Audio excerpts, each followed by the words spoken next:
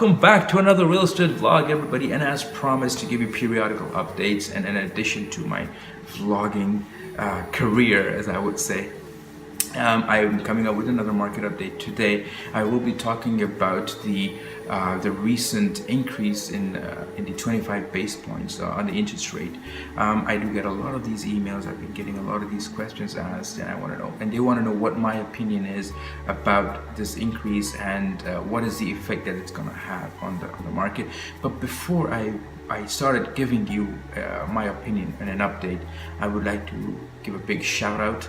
A big thank you, a big thumbs up to a friend of mine who I met last night at a wedding, and as I was walking back to my car, we stopped and we chatted, and he was very encouraging.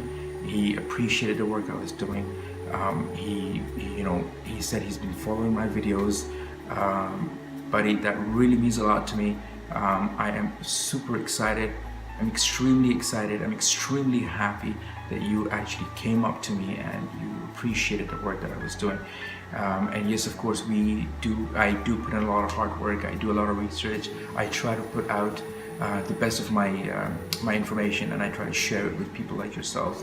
And of course, a big thank you to those who've been writing me emails, and who've been writing me WhatsApp messages, thanking me or appreciating me for what I do. There's been another very close friend of mine who actually said that he loves this video message that I'm sending out to people, rather than reading off just the blogs or reading another article. So thank you very much for all of you guys who have been very supportive of what I'm doing. And believe me, I will continue giving you all these updates. I will be continuing to give you the best of my abilities, the best information I can get out there. Now, having said that, I've been also getting emails. I've been getting a lot of phone calls as well. I would say I've got more phone calls than emails on this specific topic about the 25 base points that has been increased on the interest rate recently, and what I think is the impact of the market. Now, I've always been very optimistic, and I've always been very positive, and I always look at the positive side of any regulation or any legislation that comes into the market. Now, with this recent increase, I personally have two or three stories to share in the past 15 to 20 days. Plus, I will also tell you that because of this increase, a lot of people will become more active.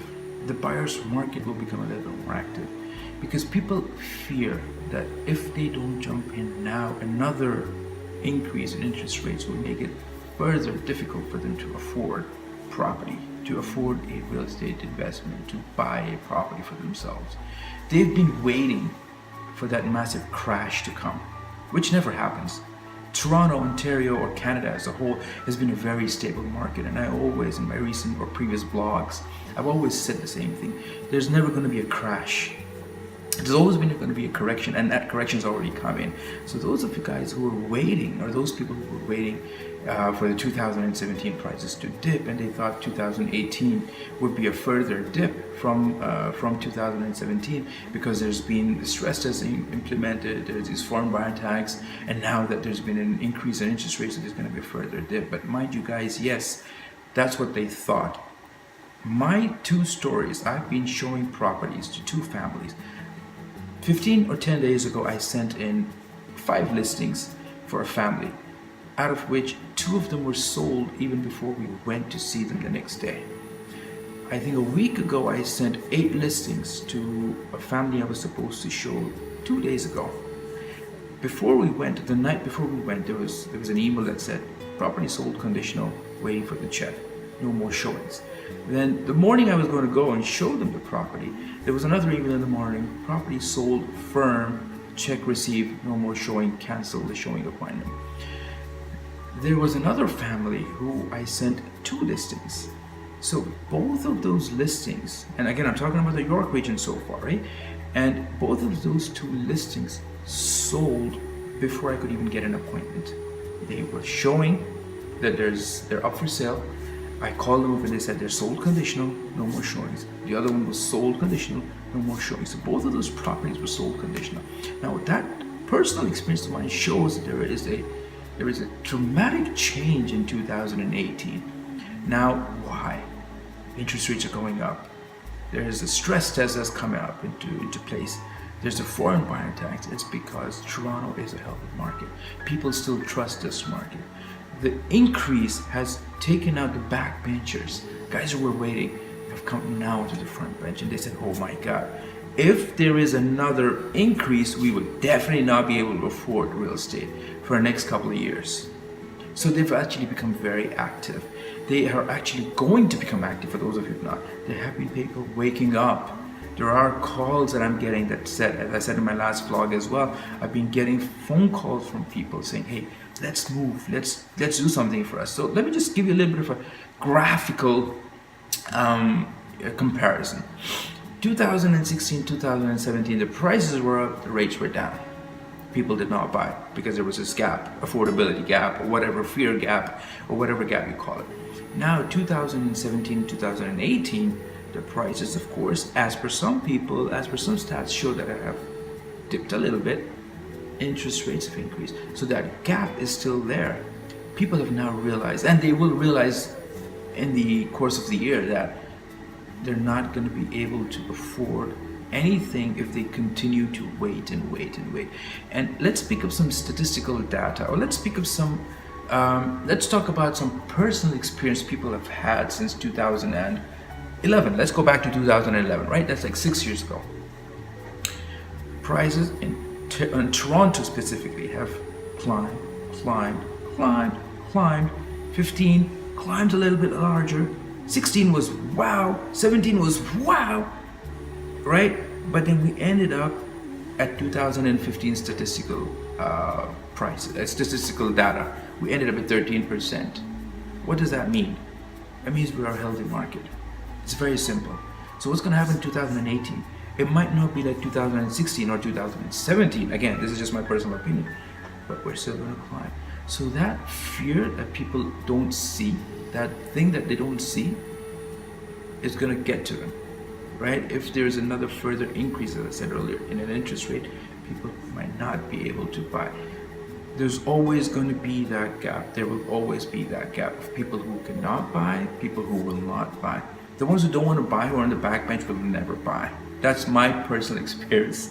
And I don't want to share, I don't want to make this vlog too long, but I've got so many stories where people have said, you know what, I wish the properties fell to like, you know, a detached house in the West End, probably I wish it fell to like $400,000 and I'd buy it today.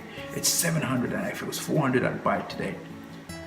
I go up to them and I tell them, you know what, would you still buy it if it was $400,000 today because the market's going down? They'd come back to me and say, oh, I think the market's going to go further down. I'm not going to buy yet. Maybe, you know, if I buy something at 400, it goes to 300. What if I buy something for 500, it goes down to 400? Oh my God, what if then I'm losing that? And you're always going to be in the backbench, right? These kind of people are always going to be worried and worried. My advice to all of you guys, let's sit down and talk. Let's work out your numbers. You can still afford a decent house, a decent townhouse, a decent condominium. You can still have that pride of ownership and afford it as well. If you're not going to talk, if you're just going to assume things, and if you're just going to, start to believe something which doesn't exist, then you're always going to be filled up with negativity, right? I'm super excited. I'm extremely optimistic, I'm extremely positive, right? That the market is healthy. Do not waste your time. Talk to a professional. Be careful who you talk to. Be careful of the data you're reading to. I'll relate to you another story. Again, at the wedding last night, and I met a very close friend, a gentleman here, and he's like, what's happening to the market? And I was like, what do you think is happening to the market? And he was right off the bat, he says, oh, it's going down. Okay, now do you have any data that says that it's actually going down? My data, my research, the Toronto Real Estate Board says it's up 13.3%, right? So what does that mean? So, oh, well, because the house on my street did not sell, the house on my street sold for a certain amount, the actual value of my house is this, it sold at, well, let's put it this way, the actual value of my house is 1.2, there was a house that sold for 900,000, there's another house for 1.2, it's not even selling. Well, listen, it's not selling because maybe the seller just wants 1.4. Maybe he's put down a listing that he wants to go multiple, he wants to go over asking. Maybe he's in a very comfortable zone, he says, if I get 1.2, I'll sell. You don't know what the situation is at the other end. He's in the market to sell, but he's probably not as desperate as someone else. Or there's someone who sold for 900,000 in the market of 1.2. Well, that could be because he's probably going through a divorce. That probably could be he has some sort of a personal reason. He probably needs funds. Probably he's become jobless and he just desperately sold his house. Or another scenario is that he thinks his house shows well. He thinks his house is a super duper nice house and it's one of the best houses on the streets, although it is not. Right? And the public who's out there searching for houses does not find his house or does not find a home in that house. They can't feel homely in that house. That's why he just lowered his price and sold out. That does not mean that the street history or the market is down. Different people have different scenarios. Different people have different reasons of why they're selling at a lower price. So I believe going into or reading or connecting with proper professionals, reading the proper statistical data, calling up people who you think are professional enough to tell you what's happening with the market is the best way to go. In my opinion, it's still a good time to buy. It's one of the best times to buy. So having said that, I know you guys are going to give this video a thumbs up. I know you guys are going to subscribe to my channel because you want more. And the next video that I'm coming up with will have a very interesting topic. So stay tuned. And until next time, stay blessed and goodbye. Bye now.